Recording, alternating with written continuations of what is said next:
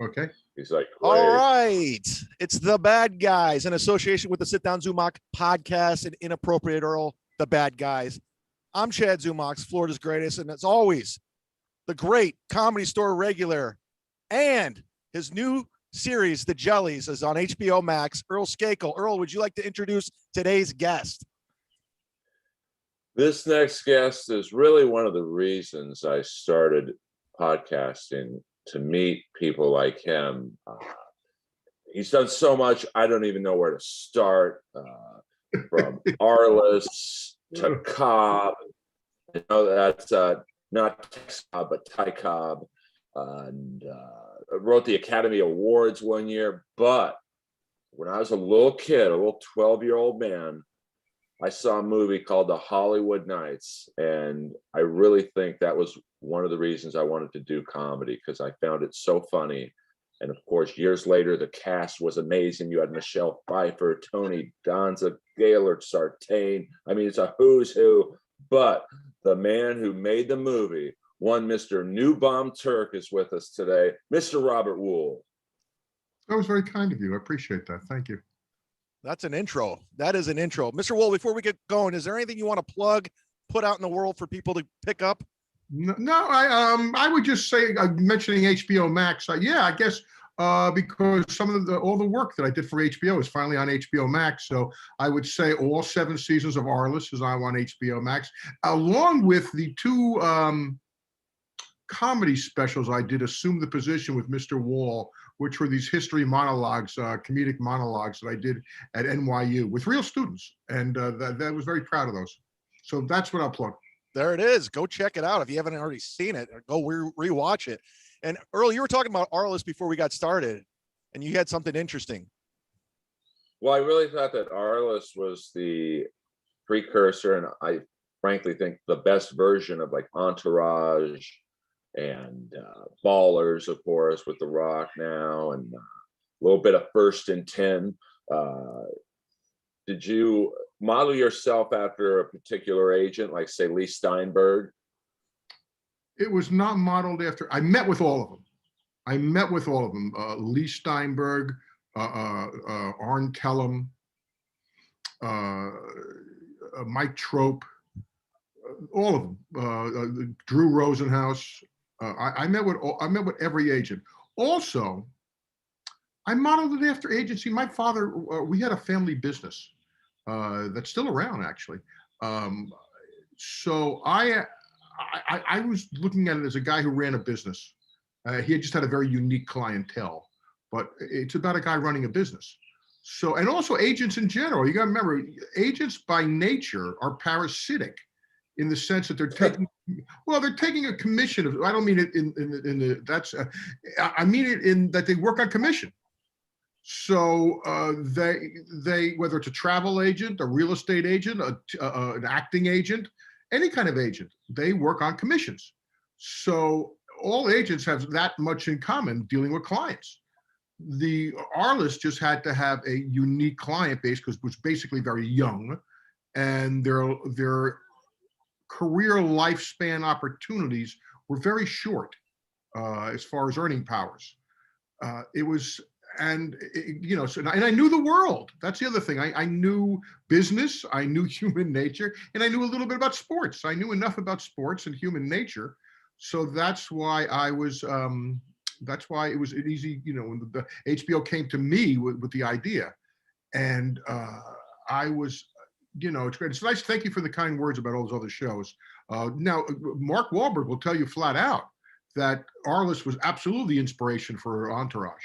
You know, Mark and I worked, you know, we were at the same gym for a long time. He absolutely will make no bones saying Arliss was the inspiration for it. First and 10, I had nothing to do with. No, that was actually First and 10 kept me off the air for about, truthfully, because at that time, the president of HBO, Michael Fuchs, who started HBO, pretty much original programming, First and 10 had been his show, and it was to him an embarrassment. Well, I don't know if it was an embarrassment, but he would not give the green light to Arliss because he thought he knew the sports world, and it wasn't until he got fired that the next president said, "I think this is funny," and he gave me the green light. Yeah, First and 10 actually kept me off the air for a couple of years. The other ones, Sorry about that. I've only seen Ballers once. I watched it once, and I said, okay, I see what they're going for. Now, again, I shouldn't. I got to say, all series evolve. They're all organic processes. So I don't know what it's changed to over the years because I only watched the first few episodes, first 2 or 3 episodes. But those kind words. Thank you. Did you find agents coming up to you after that saying, "Dead on, dude, you're doing it exactly the way you're supposed to do it"? Yeah, that's for sure. What was interesting about agents is I would bring up a hypothetical to them talking under, and I got to become friendly with them. And I would bring up a hypothetical. And then invariably most of them, I won't say all, but most of them would say, well, listen, I can't talk about this, on the record. And then they would go ahead and rat out all their clients. It was hysterical. Now, what we would do in our list is we would change the sport. We were never on the nose. If we had a story that we knew about, that we had heard about, we would, or a character, we would change the sport. We were never on the nose about anything. But if you knew sports, you said, I know what this is about. This is we had I remember we had I think the first year we had a biracial Asian tennis player, which was the wunderkind of all time. Now, obviously that was based on Tiger Woods. But he had his mother, who was his guiding force. So, but we would never be on.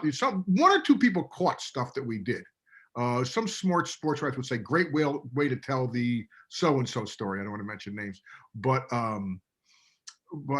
we were never on the nose. Never did that. It was because it was fictional. I guess your time's up. I don't. What was that bell all about? No, it's I'm getting texts. The show is too popular. Now, did you have some text from?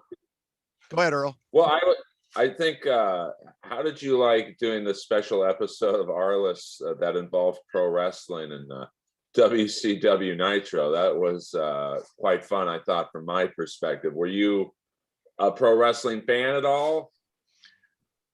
Growing up as a kid, not really now. However, it was popular sport. They couldn't have been nicer, the people there. I learned a lot. What I took from that episode, by the way, and of course they asked me to be on their show, which being the loyal son of a bitch I am, I had to say yes, and I did. And I was never more uncomfortable on a show in my life, but I did it. I tried to do the best I could. The thing I took from the wrestling episode was meeting the wrestlers and talking to them about, and I usually talk to them about, work. I said, what kind of hospitalization do you guys have? And they say, we don't get hospitalization. I was shocked to hear that. And I would say stuff like, let me ask you, I've always wondered, when you hit a guy over the head with a chair, what is the procedure? How do you do it? And he goes, you hit him over the head with a chair. I mean, there was nothing there about that. Also, I got to be in the dressing room before for the WWF show. That was fascinating.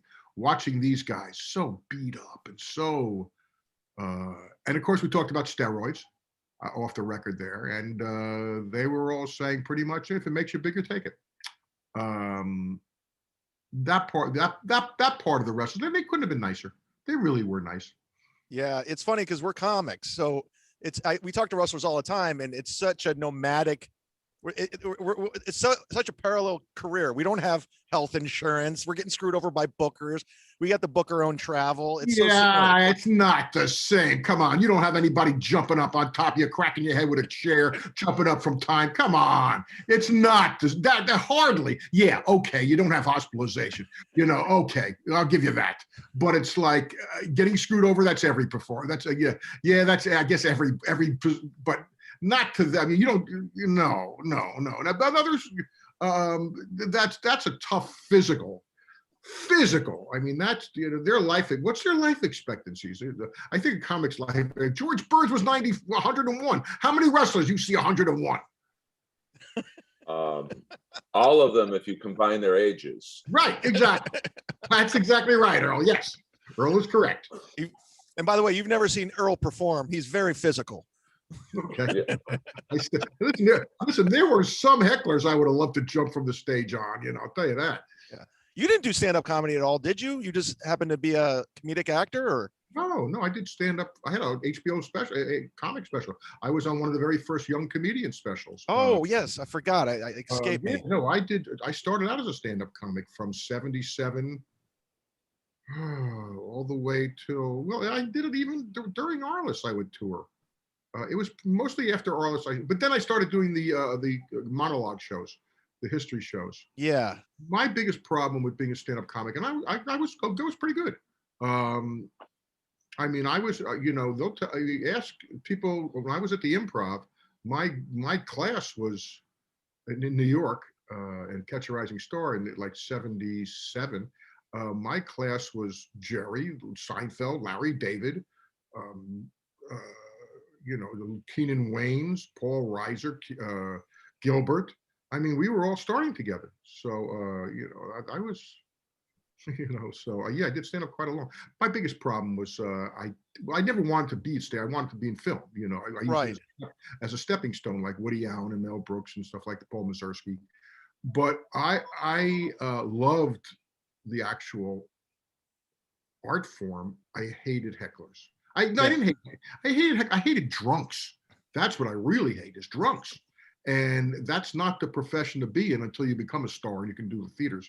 To be in, especially drunk women, and I mean, going on. I did not like that part of it. So I was not, and also being on the road brought out all the bad habits in me, which there were quite a few. Sure. No, I agree with you. I hate drunk women too. Yeah, but drunks in general. I mean, drunks in general. Yeah, I know what you're I don't saying. like drunks. I don't drink. So I mean, it's not. That's one of the few vices I never had because my whole family was diabetic. That's why. That's what. Well, Earl's he doesn't drink either, so that's interesting. Yeah. So Yeah, I've never had a drug or drink in my life, so I don't know how I've lasted this long. Yeah, no, that's. Are you funny? I mean, No, the reason I any comic, I'm sorry, I didn't mean any to. comic who says he's funny probably isn't funny. Well, that's probably true. But the reason I asked him, we actually did a show about that once. About Richard Pryor would talk about how he thought he was much funnier when he was high, and to be honest with you, he probably was. There are a lot of people who we did a story on Arliss that way. It was about an alcoholic golfer who gave up a woman golfer who was an alcoholic. And she was fairly successful, and she had won some big tournaments. And then she got sober and did not win again. And then she's fighting the urge to she wants to compete. And so if that's what gives her more confidence, well, that's a choice you got to make. Was it based off John Daly? No, it wasn't based on a golfer. Oh, wow. Okay. No, it was based on, but it was based on anything. I mean, comics. I know a lot of people like that who did better work. Did you ever see the movie Wonder Boys with Michael Douglas? Yes. Right. Well, he talks about writing under the influence, and he's sober now. And he said, a lot of great work was written under the influence. So, and I agreed with that. Now, working on Arliss, I mean, you come across all these amazing athletes. I mean, were there some that you were surprised were actually pretty good, like actors or performers? Well, first of all, it's all about how comfortable they are. Here's the deal. The trick was never let them push plot. They're not there to push plot. They're there for texture, and they're there to serve. Remember, most of the time, with rare exceptions, the athletes were booked upon who was available and who was on the West Coast. That's really, so we would write TBD. So we didn't know who the athlete was going to be until maybe a week or two before. So then we would change it for them. But it was just written so that anybody could pretty much fit in. Now, there are exceptions. Roger Clemens, David Wells. Clemens and I were friends for a long time. And I knew Roger and David Wells would say anything, and they would do anything. So I had more leeway with them. Barry Bonds, believe it or not, was the same way with me. Really?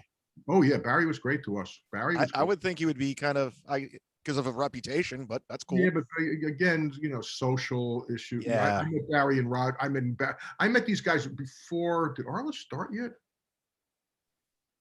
90. I don't think Arliss had started when I first met him. I think about 93 is when the Marlins first came in. So I don't know what. Was Clemens playing for the Red Sox or Blue Jays at the time? Red Sox. Okay. Yeah, so you knew Roger back then. Wow. Oh yeah, I knew Roger and Barry. I got to know a lot of the baseball and athletes. Barry Larkin. A lot of the guys, and I've stayed friendly with all of them. So because of you have the, they trusted me, so I could push them in different directions. There were a couple of people who were very good. We found out that Lincoln Kennedy, the lineman, was a drama minor in college. So I could actually give him something. He pushed plot. He actually pushed plot. So, because I showed him a movie, I said, "This is what I want." I don't know if you're familiar with. Anyway. The storyline was his mother was being buried. Was in no. We had to take his mother's casket, like a cross country tour for some up to wherever it was. We had to take the casket in the back of the car, whatever, and they were burying her. So I forgot what it was. But I showed him.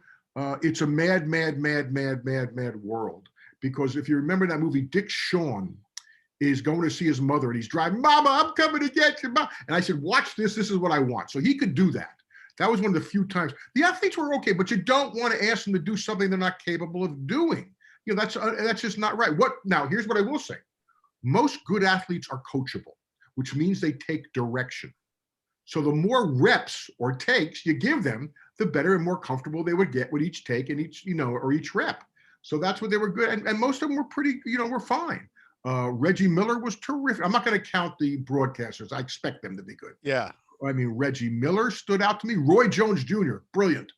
A couple of them really jumped out and were a lot of fun. What about in Blue Chips? Do you have any scenes with Shaq and Penny? No. Okay. All right. Earl? Am I wrong? And when I watched Arliss, I always thought that it was kind of a combo of the White Shadow and maybe North Dallas 40 in terms of yes, it was supposed to be funny, but you guys also tackled some serious subjects like alcoholism and stuff like that. Was there a conscious effort to like blend humor and drama into that show? Yes. On my part, in the beginning, it was a comedy. In the beginning, I didn't go into serious things at all, social issues. Then I wanted to be more like MASH, and White Shadow I've never seen, even though I had Ken Howard on the show a couple of times. Once as Mickey Mantle character, another time as a Bobby Knight character. He was a great man. I miss him. But I never really saw the White Shadow, but I get what you're saying. I could pretty much pick it out. North Dallas 40, which is far and away the best football movie. Yes. That was about the business of football, which I like. But I was more interested in darker issues, like you said, alcoholism, Alzheimer's, gay athletes, transgender athletes, domestic abuse. And it's funny because now that we came back on the air, we started streaming it, suddenly everybody keeps talking about, "Oh, Jesus, we didn't know how you had all these social issues on the show." It was ahead of its time. That's what I keep hearing, ahead of its time. I said, I wish I was of my time and had Seinfeld money. But yes, that was, it wasn't in the beginning, but I had control. So I was going that way. Steroids, like I said, you name it, we covered it pretty much. What's funny is we're strangers to you, but we've known you pretty much our whole life just from your body of work. It's kind of interesting. Like you don't have any idea who we are, but we're like, we know you. We know everything. Batman, we know it all. Like Earl was talking before the podcast, Hollywood Nights is like one of his favorite movies. It really is because, when I brought up the White Shadow, it reminded me of that from the standpoint of, if you look at that cast, 3 or 4 of those guys later ended up becoming pretty big directors, Kevin Hooks and Timothy Van Patten and Thomas Carter. And Hollywood Nights was kind of the same way. I mean, if you look back at that cast, you had you and Michelle Pfeiffer and Tony Danza, and it was also a movie. Fran Drescher? Oh, wow. Yeah. I mean, Gaylord Star Tate, Fran Drescher. I mean, we had quite a bit. He was very good. Floyd Mutrux had an eye for talent. There's no question about that. Interesting about you say Hollywood Nights, because it was my first movie, but to this day, outside of, I would say, Batman and Arliss, and that's because it's a TV series, and Batman, I could stop more for Hollywood Nights than anything else to this day. What happened with Hollywood Nights was interesting because when it first came out in the movies, did okay, moderate. We didn't. Porky came out a year later and had much bigger numbers, and Hollywood Nights did okay. But then it came on in the early rotation of HBO. when HBO started going on, and it would be on 4 times a day or something like that. And fathers would watch it with their sons. And people caught on. And then what's happened is over the generations, those sons have now grown up and they watch it with their sons. So it's become this generational thing. And I love it. Thanks. I mean, now, you mentioned Porky's, and I always compare the two. Do you think, I guess Porky's did better commercially because it was a little more rompier sex-wise? Perhaps. I don't know. Perhaps. I think, timing is everything. Timing is, I don't know. Timing, how do you stop? Timing is everything. You have to be in the right time. I mean, for George Martin said of the Beatles, they were of their time. And now, obviously, they've stood the test of time. But when you first come out, timing is. I did a movie called Mistress, and which is one of my favorite films I've ever done. And it was about an independent filmmaker, but it came out right on the heels of The Player, and we didn't do any business at all. Timing is a lot to do with stuff, including politics. I mean, I don't want to go into politics, but a friend of mine pointed out the other day. He goes, "Do you really think if COVID had not happened, would the election have come out differently?" And I said, yes. Yeah. Oh, absolutely. I mean, timing's everything. By the way, where are you held up at? Are you in LA or New York? I'm in LA. I'm in LA right now. Okay. Yeah. He's in LA too. So I was just curious. What have you been doing during the COVID? How you been handling that since you brought it up? Not much. I'm enjoying it. I mean, I'm not doing COVID. You like it? I'm enjoying my time. It's like at this stage, I don't do much. It's like I read, I do some work. I'm planning a big birthday party. Hopefully, baseball season's here, so I'm in hog heaven. I watch baseball night and day. The weather out here has been really nice. I have a nice house. I have a nice office, and as far as work, I mean, if somebody gives me some work, great. Otherwise, I don't, it's like, I'm very happy. I've learned to cook a little bit. I watch Jacques Pepin videos, and I've learned to cook fish very well. And I'm trying to keep myself in shape. I've actually lost 2 pounds since the whole thing started. So I'm not doing that much, and I'm really enjoying it. Earl? Just one last question about Hollywood Nights, because I never thought I'd have you on to talk to you about this.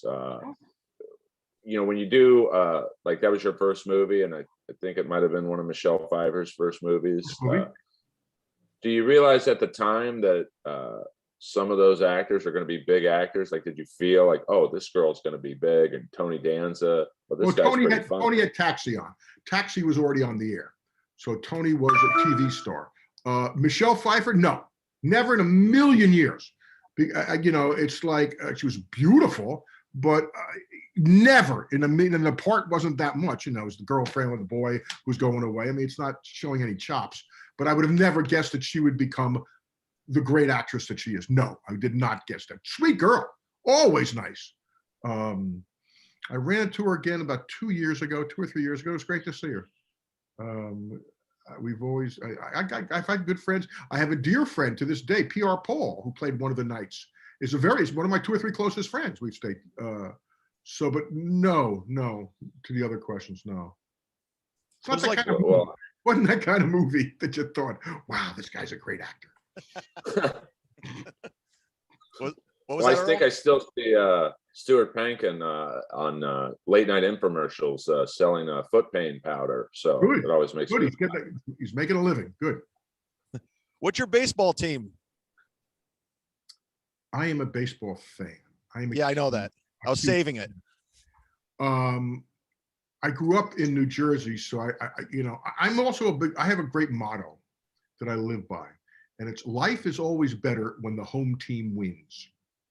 And I really do like to live by that, which, and by the way, I don't mean just sports. I mean in family, in business, in politics, whatever. Life is always better when the home team wins. People are in a better mood around you. So I live in New York and LA, so I root for the 4 teams, there. But I also used to, when I'm going to college, I sold beer in the Astrodome. So I was always partial to the Astros. And I like baseball cities like Baltimore and Cincinnati and Pittsburgh. And I love I just like baseball. I like Major League Baseball. Now, I think there's 1,000 things wrong with it that could be better, but that's my, passion. But I do love, I just, do I like I said, it's better like when the home teams are winning because it's just more interesting. With the Yankees, I have good friends on the front offices of a lot of these teams. So that's, I'm going back to New York in about 2 weeks, so I'll be able to go to see the teams, in person. And I'm fortunate that, between the Mets, Yankees, Angels, and Dodgers, you got 4 pretty decent, usually pretty decent teams. Right now, the Yankees are not very good, and I don't expect them to be very good this year. I really don't. I don't like the way the ball club's put together. I think they got it. Listen, it's a very long season. We're only about 12% of the season in, so it is a long narrative. That's the great thing about baseball. I love it. It's the narrative. It's not like it goes on forever. It's a 6-month sport. The Astrodome structure is still there. It's just sitting there, vacated. Yeah. That's weird. I'm not even sure they can legally tear it down. It might be a landmark or so. I don't know what they're going to do. The rats are loving it. They got a great palace to live in. Actually, I don't think. Go ahead, Earl. I don't think the building was ever the same after they filmed Bad News Bears 2 there. They just couldn't. Probably right. I was there during that. Oh, really? Yeah, I was at school doing that. By the way, the original Bad News Bears, I will argue, is the most underappreciated sports movie of all time. The original. They could never make that movie today, though. That's the problem. No, they tried, and it was god awful. It was so fucking PC that it was it was ridiculous. I mean, here's something. Everything's changing. I was watching on YouTube. My first job was writing for Rodney Dangerfield, and oh, cool. I watched actually on YouTube the first Tonight Show that I wrote. That he used one of my jokes, and I realized after it was over, couldn't do that joke today. Wow, couldn't do it. Did you ever do stand up on the Tonight Show? Yes. Oh wow, is it on YouTube? I hope not. Did Johnny call you to the couch? I don't think it was with Johnny. Was I with Johnny? I don't remember. I should remember that. No, I remember David Brenner, Gary Shandling, all the guests. So I don't know if I was on with Johnny. Huh. And I know I did get called over the couch by the other guys. I don't think I did it with Johnny. It's amazing just looking at your IMDb. Your career is like all pop. It's all our pop culture. You've had your hand in all of it. It's like you were there. You were there, like the Batman, everything. It's crazy. Bull Durham. It's nuts. What entertainment isn't pop culture? I'm just saying, like everything I know in my life, my adult life, in my 40s, like you were a part of it. Well, that's nice. I'm glad that, especially being as old as I am. Yeah. Now you brought up Batman. Let me ask you. Go ahead, Earl. Well, I've often wondered, I never thought I could ask you a question about Bad News Bears, but I agree with you. That first one is just, it's almost perfection in terms of the time. And, all those kids playing the baseball players, they didn't seem like actors to me. And I thought that's where the remake failed. It seems like they just hired Billy Bob Thornton to mimic Walter Matthau. And then all those kids seemed like they had been given acting lessons, and you'll never be as good as the OG Tanner Boyle. The original Bad News Bears is about America. It's the director, Michael Ritchie. In the 70s, there were 3, maybe 4 directors who, remember, this is the Vietnam War era and the Watergate era. So there were 3 or 4 directors who were holding a mirror up to America and showing, America as they saw it. Hal Ashby was one, doing his film Shampoo and stuff like that. Robert Altman was another. And the other was Michael Ritchie, who did 3 movies in a row, or actually 4 movies in a row, which really were big time satires, black comedy. Had a big influence on me. There were Downhill Racer with Robert Redford, which was about an egotistical skier. The Candidate with Robert Redford, which was about American politics. The Bad News Bears, which is about small town America, Americana, and Little League, and any kind of, his thing was all about icons, the Olympics, The Election, Little League. I mean, and he did another movie called Smile, which is about beauty pageants, which is one of the great underappreciated comedies of all time. But he was the original Bad News Bears is about America and about American values, in the context of a Little League, story about these misfits. But when you see the other characters in this, Vic Morrow and all, and these people are gung ho about all this America stuff. I always claim it's the most underappreciated sports movie. The thing about sports movies, Ron Shelton, the writer director of Bull Durham, and I used to discuss is, why do most sports movies suck? And they do. I mean, I watch all of them, but they do. And what it basically comes down to, with very rare exceptions, is they usually come down to the big game. And there are no big games. If you're really going to talk, how many big games are there? And they all come down to, when there's a big game, they're always told, or 90% of them are told, from the point of view of the fan. And the fan only cares about one thing. Did the team win or lose? That's it. They don't care how you got there, what you did to get there, what happened. They don't care. All they care about, did the team win or lose? Well, the great sports films, you mentioned North Dallas 40. It's not about whether the team wins or loses the big game. Really not. Requiem for a Heavyweight. Great movie. Doesn't depend on The Hustler. Doesn't depend on whether the team wins or loses. Bull Durham.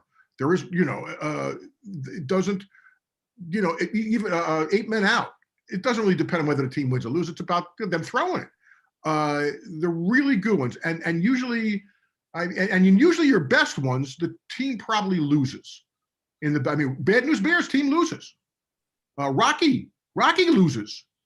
The best game, Bang the Drum Slowly, another great movie. It's not about a big game. The best sports movies are about, are not about the big game, because that's bullshit most of the time. Where do you rank Bull Durham in the greatest baseball movies of all time? I'm not going to take that vote, because I'm going to recuse myself. But it's number one. Okay. But usually I recruit. Same thing with Cobb. I can't talk about those movies. I let other people say it's number one. And I like baseball movies. I like sports movies as a rule. But it's so, unless you're really into the big game, unless you're, I'm going to cheer. And it's like, okay, that's fine. That's fine when you're 9. The thing about baseball especially is that baseball, unlike any other sport, celebrates losing. Baseball is all about losing. Even if you fail 70% of the time, you're hitting 300. You're still failing 70% of the time. The 3 greatest pieces of literature ever written about baseball, all about losing, which is Casey at the bat. Casey strikes out. Take Me Out to the Ball Game, right? It's 1, 2, 3 strikes, you're out. And the other one is probably The Natural, the book, not the movie, the book, the novella, because the point he was making, again, about America and about values, is that in the book, I don't know if you've ever read the book, The Natural, you should, is that here's a guy who has all the talent in the fucking world, and in the book, he's thrown it away. He's drinking, he's partying, he throws games, and when it comes time for him to, suddenly he has an epiphany, and he's going to repent, and he goes up to hit a home run, and they bring in another guy to pitch to him, who's the new kid. He strikes out at the end of it, because the Bernard Malamuth's point is, talent without character is not enough. Well, the movie ain't doing that. It's a Robert Redford movie. And it was also TriStar's first movie. It was expensive, and they made the right commercial choice. But it was too much hocus pocus for me. And the other thing about The Natural that always bothered me, and I never understood this point to it. Here's a young guy, young, good-looking guy. He meets a woman, sleeps with a woman, single. She shoots him. She jumps out the window. What did he do that he's got to hide for 20 years? I never understood that about the movie. It made no sense to me. The same way, and I'm ranting here, forgive me. No. Talk on the podcast, please. The other thing is Field of Dreams, which is a movie I like a lot. But at the end, this James Earl Jones speech that they're now using all the time on a commercial, and he says, Ray, baseball reminds of us all that was once good and could be again. I go, what the fuck are you talking about? I go, you see all these people coming out? James Earl, you couldn't play until 1947. You see all these people coming out from the Field of Dreams? They're all white. What are you fucking talking about? Baseball reminds of us all that was once good. Give me a fucking break. That's hilarious. Well, what's interesting is we did a panel on a buddy of mine was writing the musical version. They were doing a musical version for the theater of Field of Dreams, and he was writing the book, the libretto. And I said, you used in the speech? And he goes, oh yeah. I go, let me point something out to you. And after he heard it, he went, I never thought of that. And then he said, I got to change this. And I go, good luck. Now, they pulled the rights from out from under him anyway. And but that's always bothered me about that. And I can't believe they're playing this, especially in today's society. They're playing that thing. That's a funny angle. Holy shit. See, I have to disagree with you in the big game winning because I grew up in Cleveland as a Cleveland Indians fan, and Major League is one of my favorite baseball movies of all time. And that was our World Series until we went to the World Series. I get that. No, it's an entertaining movie. I like that, but it's not in the class of these other films that I mentioned as a movie. See, I like it when the team loses at the big game, because that's, to me, what made like North Dallas 40 so amazing. Thank you. There's a very powerful scene after the big game where Charles Durning, who's a great, great actor, has a one-on-one with John Matuzak, who I will guess had no acting experience or very little. And it's such a powerful scene because Charles Durning is saying, hey, this game is a business. And John Matuzak is like, you call it a business, we call it a game. When you call it a game, we call it a business. And it was like, that sounds like something that actually has been said in a locker room before. Yes, absolutely. And if they win the big game, that scene probably doesn't happen. Right. No. And John Cusack, I think, did have acting experience because he was acting like he wasn't on juice for a long time, I think. And also Charlie Durning, who was a dear friend of mine, may rest in peace, very close friend, played in the card game with him every week. And he was a World War II, he was at the battle. I think he was on D-Day or the Battle of the Bulge, one of them. I miss Charlie. Stop and think of the movies that you mentioned. I said Rocky, North Dallas 40, Bad News Bears. I mean, The Hustler. Teen Wolf. Teen Wolf. They lost. Never saw it. Didn't see. That was a little bit. I was a little too old for Teen Wolf. I think you were too busy making movies to watch Teen Wolf. I'm never too busy to watch a movie.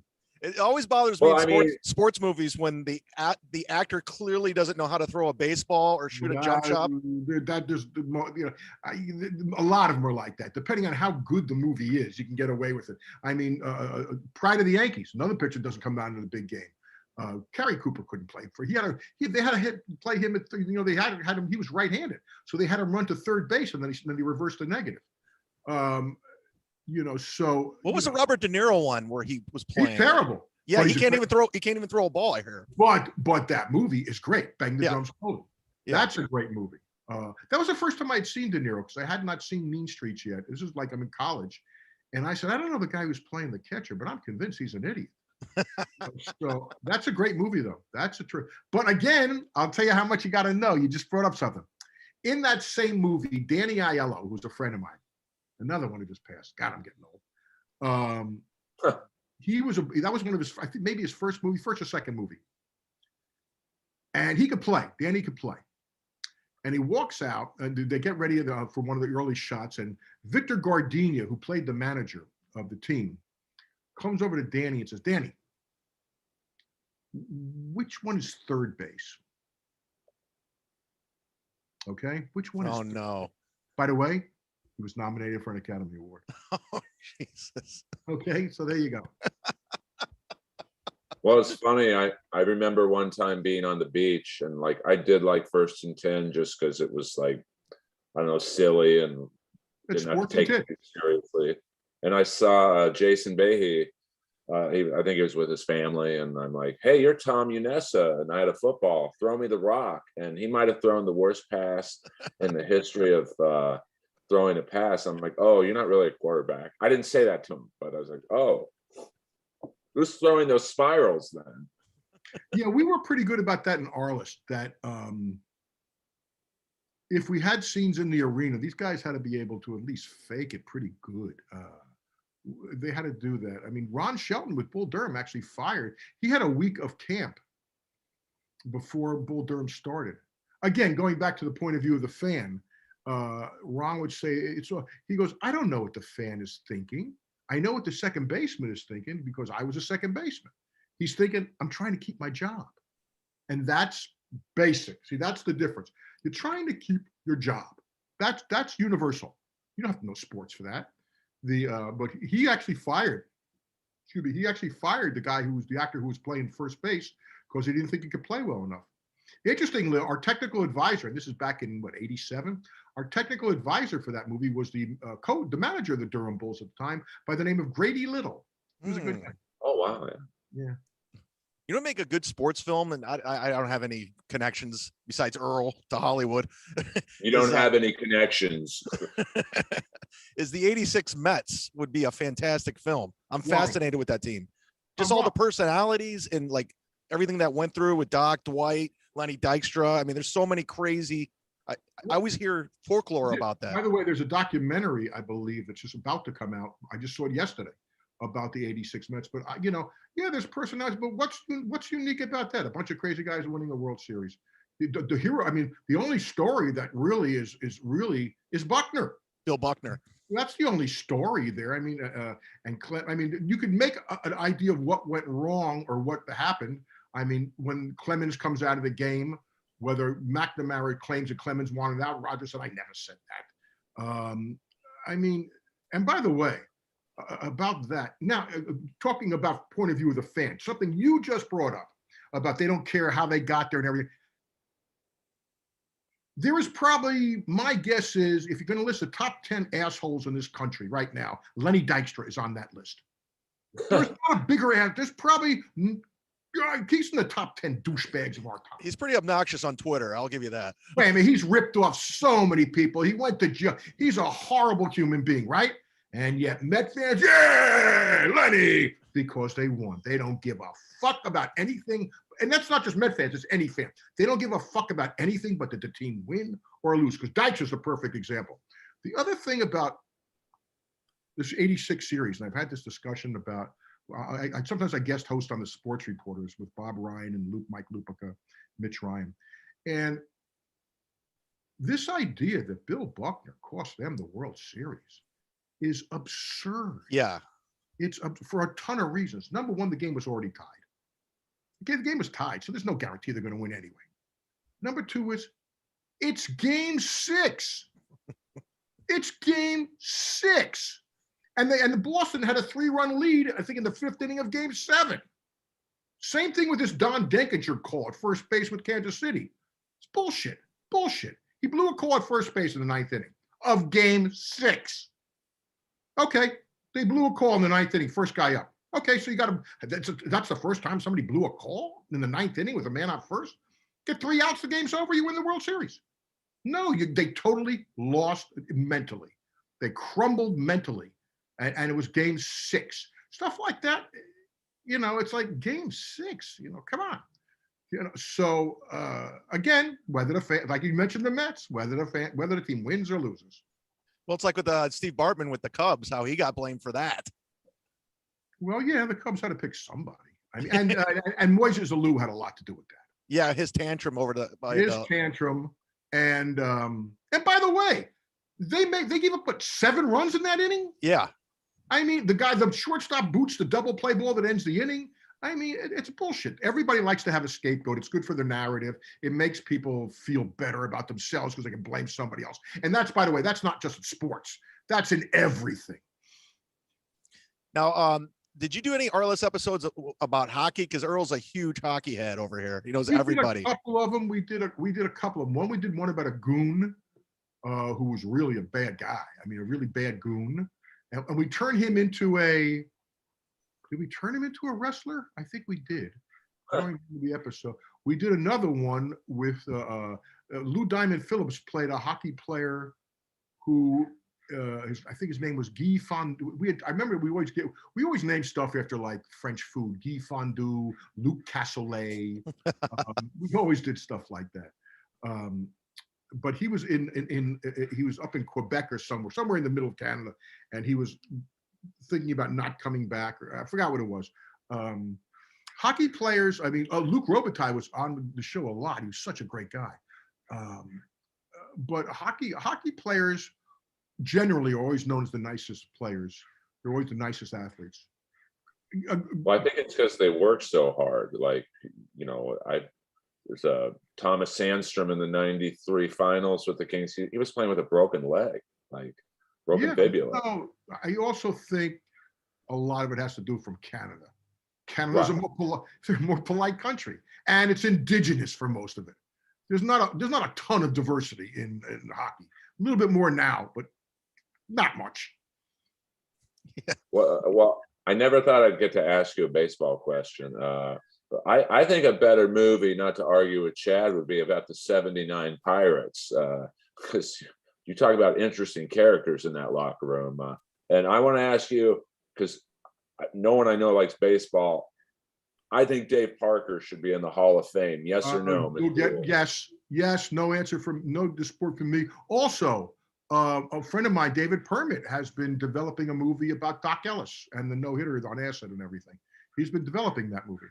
So that's a possibility that you may see that. Oh, that's great. Yeah, the Pirates are because that's the We Are family, right? Yep. Yes. Well, see, there you got a story because of the social implications of it. Yeah, Dave Parker was a great player. Dave Parker was a great player. Well, it gets. But interestingly, is my manager is a diehard Pittsburgh fan. He's got more Clemente memorabilia than any person in the world. He's he's Will Farrell's manager and Judd Apatow, but he's got more Pirate memorabilia.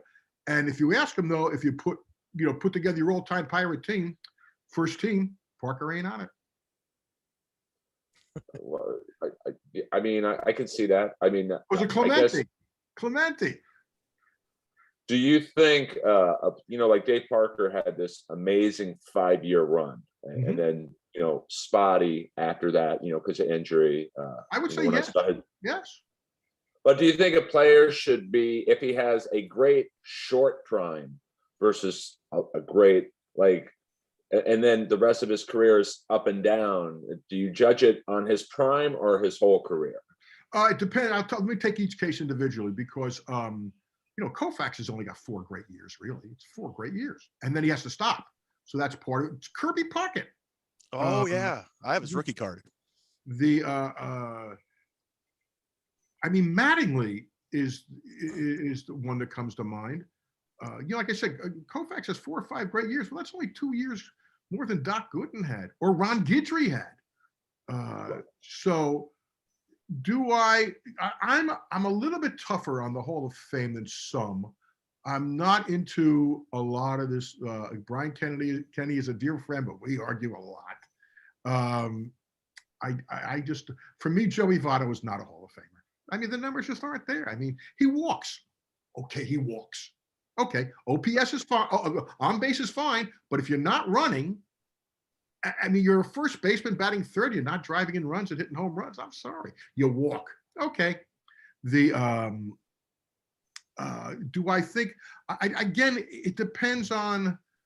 See, nowadays the number is going to be so different because you have to judge everybody in the same era. You cannot compare eras. I don't care what they say about, Park adjusted so-and-so, and that's bullshit. How can you adjust? I'm watching a game yesterday, and I'm saying, okay, let's compare eras. He goes, well, these guys today are so much bigger, stronger, faster. I go, yeah. Okay, let them go back and play there. First of all, take off your batting helmet. That's number one. Take off the helmet. You get hit in the head, you're getting hit in the head. I go, let's take that. I go, let's take away that. Now let's take away on defense the gloves. I did a movie Cobb, and there was a flashback sequence. Oh, yeah. With Roger Clemens, actually. And we had to use they had to use the uniforms and the equipment. That anybody ever caught a ball is beyond me. These gloves back then, no wonder everybody hit 350, 340. There's at least 5 to 10 hits every 100 at-bats you wouldn't get. On the same respect, where is the difference, the stat for modern medicine? I once asked Sandy Koufax, in today's modern medicine, how long would you have been out? He says, maybe 6 months. So where's that stat? Where's that stat? Guys now have Tommy John, they're back in a year. Back then, career's over. So you have to judge people in their own era against the competition they played in. It's just unfair any other way. So as far as, compiling, yeah, and by the way, somebody who compiles figures over a long period of time, yeah, there's something to be said for that too. You're not going to see anybody ever win 300 games again. That's not even close to happening. So, but then again, the win doesn't count as much as it used to. So, you got to make adjustments. Baseball's a game of adjustments. Speaking of the Hall of Fame, you brought it up earlier. Do you think those guys like on the juice, or you think that they'll ever get in with the sports writers? They are in there. Oh, with the sports writers, into that part of it. All their records are in the Hall of Fame. They're in the Hall of Fame. Hall of Fame's a museum. This whole idea that it's the pearly gates. But like your boy Clemens, and Barry, both of course. Yeah, well, to me, this is like saying, you got to understand how the Hall of Fame was. Everybody treats us like it's the pearly gates, for God's sake. It's a building. It's a museum. That's what it is. This romanticism that these are the greatest guys. The first guy they put in the Hall of Fame was Ty Cobb. I mean, he was the first one in. He's a racist, a wife beater. Ty Cobb's threw games for money. He threw games. He went into the stands and beat up a quadriplegic. He was a Klansman. He was and he's the first guy they put in. So this idea that you got to be holier than thou to get into the Hall of Fame is absurd. Because these people have this romanticized idea that baseball, great players, great guys. It's not. It's not. Barry Bonds is one of the 10 best players that ever played. Roger Clemens is one of the 10 best pitchers that ever played. I mean, when you look at the ballots and you compare those two to everybody else who's gotten in, and by the way, how many guys already have gotten in who are on steroids? Are we going to talk about them? You're going to talk about Pudge? You're going to talk about Bagwell? You're going to talk about Biggio? You're going to talk about Piazza? You're going to talk about all these guys? Come on. So Bagwell and those Astros they're in the Hall of Fame? Yep. I didn't know that. Yep. All right. Well, I never understood the hatred of the guys who were on roids when a guy like Gaylord Perry, Don Sutton doctored baseballs and probably half their wins. So they cheated and they're in. So yeah, I wouldn't put Sutton and Perry in the same category. Perry, but I mean not Sutton. Sutton was a pretty damn good pitcher. So was Perry. But I mean, yeah, you're right. You're right. I'm sure guys in the 70s with the pine tar and the bats and what about the God 30s and 40s and 50s? They were taking shit back then. They were taking greenies, and Willie Mays said they had a thing called red juice. I mean, athletes are always going to take any. We once during Arliss, there was I remember when a poll came out, and they asked 100 Olympic athletes, how many of you would take an illegal but undetectable, a product that would help your performance, knowing that it would take 10 years off your life on the back end. 97% said yes. Athletes are always going to do that. Because their job's to win. That's at all costs. Do whatever you can. Get that advantage. Their job is to have a job. There you go. What a perfect bow tie on this episode. Before we let you go, Mr. WHUL, Earl, you have anything you want to ask? One more thing about baseball, because it's so exciting to ask an actual fan these questions. Knowledgeable fan. Oh yeah, beyond knowledgeable. Do you think Negro League players, if they were allowed to play like Satchel Page, how do you think Satchel Page would have done against Babe Ruth and players of that era? Tosh had that great bit about that. Like, would Babe hit all those home runs? I forgot how it went, but it was hilarious. But yeah, go ahead. Sorry to interrupt. No. Do you think guys like Satchel Page and those guys would have done as good as they did if they were allowed to play in the league? Satchel Page comes into baseball, into Major League Baseball, Bill Veck, I think, hires him in what 1950 something or something. I mean, and he still won about 15, 20 games. So the answer is, when you talk about Satchel Page, that's one. It's like saying Babe Ruth. I mean, it's like Satchel Page may be the best pitcher that ever lived. So let me put the question the other way. If Walter Johnson played in the Negro Leagues, how would he do? That's an interesting take. I mean, I don't think he would have done as well. He'd be great. He would have. Yes, he would have. I mean, we're taking the theory that every one of the players from the Negro Leagues would have been a superstar in the majors. Yeah. Would the top 15, 20% have been really good and better? Yes. Without a doubt. But I don't know if the 20th man on the bench is going to be, but yeah, the greats are the greats. Satchel Page, are you kidding me? Satchel Page, I mean, he's as good as any pitcher that ever lived. But again, we're talking the very best of the very best. We're not talking about the average. I mean, outside of Satchel Page, how many other Negro League pitchers can you mention? I don't know. Actually, interesting you brought it up because I'm planning a trip with my nephews just before I started the podcast. We're going to Kansas City in August, and Bob Kendrick is the president of the Negro League Museum. Now, if you've never been to Kansas City, which is one of my favorite cities, as a comic, that was one of my favorite. Kansas City, go. The Negro League Museum is in the same building as the Jazz Hall of Fame, which is great too. But the Negro League Museum is a marvel. You will learn stuff and you will be shocked. Now, besides that, you got the best barbecue in the world. Oh, phenomenal. I mean, I can't wait to go to Joe's Barbecue there. I mean, again, and Gates and Arthur Bryant's. And so, I mean, they have the best, in my opinion, they have the best barbecue. So Kansas City is a great, and also the other thing they have great is Italian food. Kansas City has awesome Italian food. Why? Because it's a mob town. You remember the movie Casino? Yeah, of course. Where did all the money get funneled to? Kansas City. Kansas City. That's why you have the Jazz Hall of Fame there, because they nightclubs, and you have, so great Italian food because it's always been a mob town. And when you have mob towns, you're going to have pretty good Italian food. All right, before we let you go, I got to jam a couple questions in here real quick because I don't know if I'll ever talk to you again. So real quick, best ballpark, your favorite player. It doesn't necessarily have to be the greatest player, but your favorite player. Again, like anything else growing up, it's generational a bit. I grew up as a young kid with Maris and Mantles. So, and I played right field and I was left-handed here. So Maris when I was a kid. But there's so many great ball players. I love George Brett. I love to watch it. Then there's guys I like to watch for different reasons. I mean, you talked about the Pirates. What about guys like Al Oliver? Remember Al Oliver? What a great I bet you didn't expect to hear Al Oliver on the podcast today.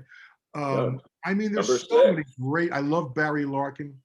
I sold beer in the Astrodome, and I liked Rusty Staub for some reason. Barry Larkin was on that Chris Sabo team. Yes, he was. Barry Larkin's a great ball player. Chris Sabo. The Big Red Machine was just great. There's a lot of great ball. I mean, just watching Mays was beautiful. Watching, there's a lot of. Best ballpark. That's a good one. Of the old ones, you have to separate them. You have to put Fenway and Wrigley in one category. And even Dodger Stadium, which is now outside of Wrigley, the oldest one in the National League. I grew up an Indians fan, but we had WG on our house, so the Cubs games were on more. So I grew up watching the Cubs, and I went to Wrigley for the first time. I cried. Yeah, I literally cried. Wrigley's fun. However, I got to say, both Wrigley and especially Fenway lose a lot of charm if you're sitting behind one of those posts. If you're sitting in the thing and you got one of those stands, it loses a lot of charm when you got to go like this for every play. But those two now of the new ballparks, of which are the phenomenal. Camden Yards is the first one, so I got to put that in the category. Cleveland's got a good park. Progressive Field, Jacobs Field, I like to call it. I went to all 7 games of the Marlin Cleveland World Series. I was very good friends with Wayne Heisinger. So I went to that game 3, where it was like snowing and it was like 10 degrees. Ooh, that was cold. What a brutal series. Out of the new, and a lot of them are nice, but 2 of them stand up for me above everything else. And that is San Francisco, phone company park, whatever phone company is owning the park now, AT&T, Pac Bell, whatever the hell, the US, I don't know what the hell it is. That's beautiful. And the other one, by far, is PNC in Pittsburgh. That's awesome ballpark. Yeah. It is, you know, as shitty a baseball team as they are, as shitty an organization as they've been, the one thing they did right was build that ballpark. That is a great, and it's small. That's a great. Those are the two. I mean, there's some other ones. Seattle would be a great park. I like Seattle. However, the problem with Seattle is unfortunate because it doesn't face the water. You know, by law, all the ballparks have to face a certain direction. That's what it has to face. I'm not sure if it's east or west, but you notice that the shadows always come out from behind home plate. You never see the shadows coming in from center field. It's always coming out from home plate. So all the ballparks have to face. Like San Francisco, I can even. It's like right any on ballpark. Yeah. Well, they face the bay, so they got water. Same thing with Pittsburgh, faces the river and the downtown skyline. But Seattle, unfortunately, does not. You know, it does not. It faces so you don't get that water background that you'd like to have. All right, I got to ask one fan question because we said you're going to be on the show, and I said I would for Ashley. She wants to know who was the best Joker in all the Batmans. Again, I gotta separate the incarnations of Batman. You have the first, let's say the first incarnation of Batman, which is 88, 89 to what is it? 95 or so. We're not talking Cesar Romero. We're talking movies. Right. And then you got the Dark Knight series. So I'm going to separate the two. Now, the first incarnation of those four movies, was it 4 or 5 Batman movies then? I don't even remember. You know, Batman Returns, Batman and Robin, Batman, whatever it is. I've always been of the feeling that if you put them back to back in order, that every hour of that series gets progressively worse.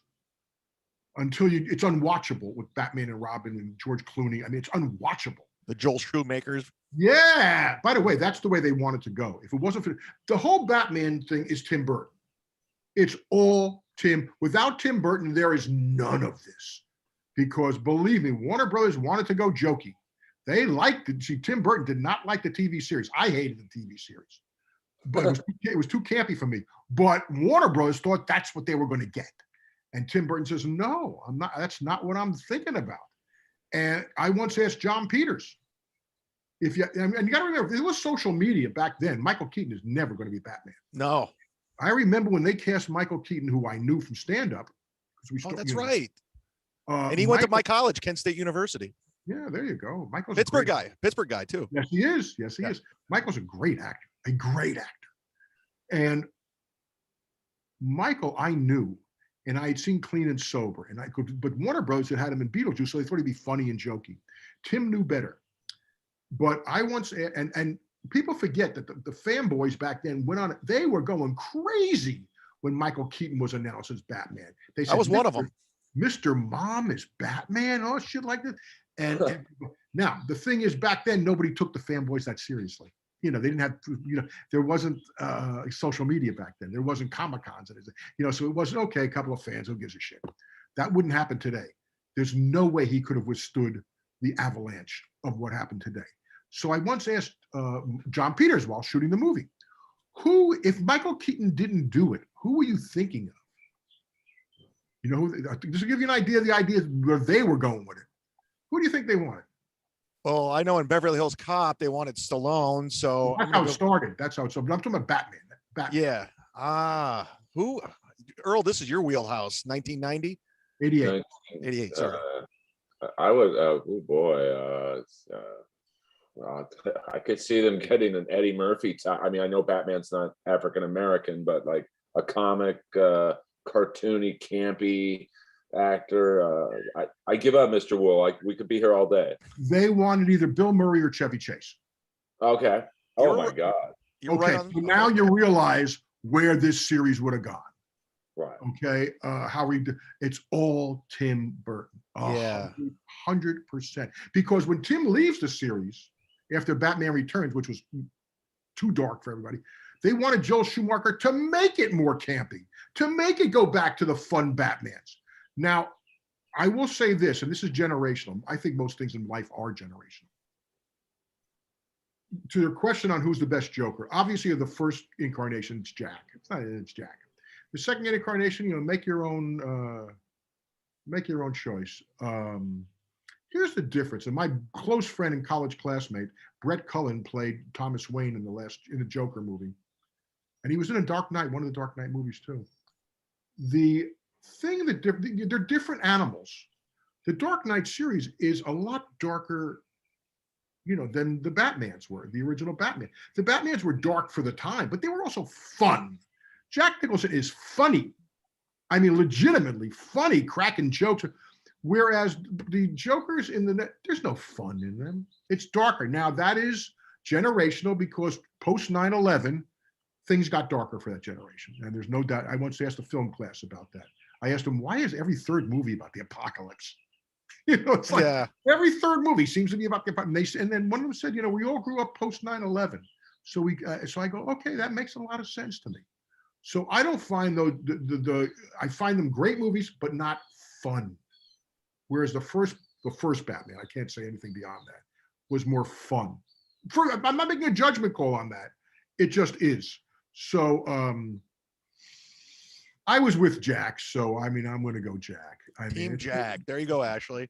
But again, I can't negate the greatness of Heath Ledger and the performance of Joaquin Phoenix. They're different movies. It's just different. I mean, Jack is a comic book character. The other guys aren't. Yeah, they're just psychopaths. Well, we can talk. It's a different animal. Yeah. Well, we could talk to you all day, but we got to wrap it up. Earl, anything else? Well, now I want to ask him about 7 more questions of who the best Batman was, who his favorite baseball announcer was. But we'll come back around. Okay, yes, we'll do it again. Well, thank you. This has been a tremendous honor. I think I speak on behalf of Earl. Again, thank you for doing this, and best of luck to you and your future and your family. And thanks again.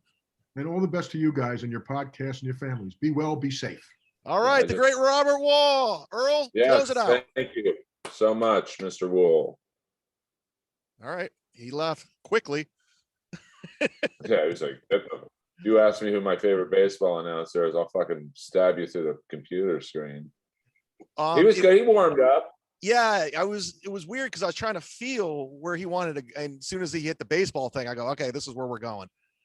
Yeah, I mean, I thought maybe like 15 minutes in, he's going to be the first one we've had that doesn't want to let loose or like whatever. But I think once we hit the baseball, I feel like a complete ass because I totally forgot he was a comic because I didn't do any prep before I got. But then as soon as he said, I'm like, oh yeah, of course I seen you doing stand up. I thought he did more one-man shows and stand up. Yeah, that's what I thought. But he's probably happy deep down to do this. I mean, how many people are asking him to be interviewed? Like, he had a great run. Oh, dude, that's a great career. That is a fantastic career. But he's probably been asked to do an interview in a bit, so like, does he wish it was you and I doing it? Probably not, but like, yeah, I'm sure he I wish I'm getting a question from Kevin Brennan, not about he says, what happened? What did Leslie Jones do? She bumped Jeselnik and he split. That's what the word on the street is. Bumped Jeselnik where? I don't know. I mean, I know the last time I talked to him, probably a year and a half ago, he told me a great story that he was about to go on in the OR and she came in and wanted to bump him and he said no. But I don't know if he's referring to that story or something that happened recently. Yeah, did it happen again? I mean, that's what he makes it sound like, but who knows? Before I go, I gotta go. But are you on the store lineup? Let's hang out and talk for a few hours. No. Are you on the store lineup this weekend? I don't think I am. So, I mean, I'm friends with Emily, so I think I'll be. Oh, is she the booker? Yeah, she got it. So, I mean, that's good for me, but obviously we're not that good of friends. Yeah. Well, I think it's only 2 shows though, so it's I'm sure she's got to fill it with the Whitneys and Jeselniks, and I get it. You know. I know Steve Simone flew back for the shows. Yeah, he might be on it too. I'm loved up there, but because I'm not exactly the most well known. I don't know. We're friends, so I didn't want to call her and hit her up. So Yeah, you'll be on eventually. It'll work out. I'm starting to get up more at the Improv too. But I got to branch out a little bit. So are they indoor yet? The Improv? They're doing Thursday through Saturday in the patio, but it's pretty good. Like they fill it, and they put me up semi regularity. So before I let you go, did you see the Piper documentary? No, I want to talk for a few hours, dude. I literally got to get to my gig. I don't care what about your gig. It's about me. No, I'm just kidding. I thought I should have been on it, to be honest with you, about the Stone Cold podcast thing, but I liked it. I thought it reeked of the WWE having their hands on it. Sure. It's like kind of the Andre the Giant HBO thing, because I think, the podcast story to me is fascinating because Stone Cold kicked us off. Yeah. So I thought they could have maybe delved into the end of his life a little better. But it was good. I watched the whole thing. Did you like it? I loved it. You know how much Roddy means to me. Is that he's the reason why I do stand-up comedy. So no, it just reinforced about how much of a force of nature that guy was in that entertainment field, and just how good he was. The way he got crowds going crazy. He was so fucking good. You should listen, and I'm not saying this because I get mentioned in it, but Jim Cornette's yesterday did a review of it, and he brought up a lot of good points. Like they glossed over. He brought you up? Yeah, it's pretty funny. About the 20-minute mark, he was making fun of me, but it was all good. You know Jim Cornette? We interviewed him once, and he kept calling me a Canadian, and I'm like, no, Roddy says I'm a comedian. And he's like, you got a better chance of being a Canadian. That's pretty funny. It was just stupid, but he did a really good recap of it. Did it just come out? Yeah, it's episode 78. Okay, good. Because I have like an hour to my gig, so I'll just listen to it on my way there now. Where are you at tonight? I'm in Fort Walton Beach on a resort there. I'm doing a resort. Is this the gig I saw you headlining? Yes. Oh, great. Yeah. Then I'm headlining the Comedy Zone in South Carolina this weekend. So awesome. I'm on the road, baby. Yeah. I might do some gig in Milwaukee coming up, but some new club that just opened up. But I heard about that. Yeah, I know about that. I think the guy from the Improv, I don't know if he helps book it, but he was like, hey, you should do this club. It's not that much money, but I wouldn't mind getting out and doing an hour a couple times. Spread your wings. All right, Earl, this was a great Bad Guys episode, I believe, volume 6. Anything you want to plug before we roll out? Not really, to be. The Jellies on HBO Max, and I don't know. I'm not going to lie. That's all I got going, to be honest with you. It's more than me. That's why I'll never make it. I'm too honest. I should say, yeah, I got a Netflix thing coming out. And no, it's got the Jellies on HBO Max. And that was 4 months ago. So, all right. On behalf of Earl, this is Chad Zumock, Florida's greatest, signing off. That's a wrap, guys. Leave a 5-star review on both our podcasts, and we will be back very soon. Later. Out.